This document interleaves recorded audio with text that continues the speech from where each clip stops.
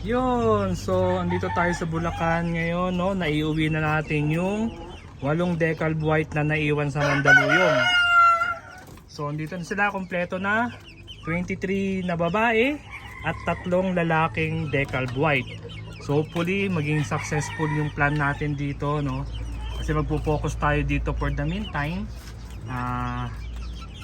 Out muna tayo sa pagbibreed muna ng mga Dongtao at Brahma.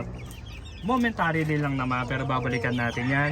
Itatry muna natin ang mga Decalb Whites or mga egg layer chicken. So ito sila, ayan, 10 weeks old. Ayan, mga 10 weeks old na ang ating mga Decalb Whites. So ayan sila, matatabayan, maganda katawan, malalaki na sila. So ayan, ayan sila, kumakain, marunong na rin silang kumain ng dahon. O ayan, yung Madre de Agua.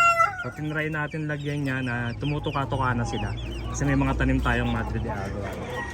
So ayan yung ating mga 10 weeks old na Decalb White. So nag-start tayo niya, week old pa lang silang lahat, no, nung kinuha natin.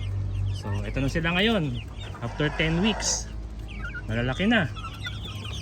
Ayan, ano, di ba?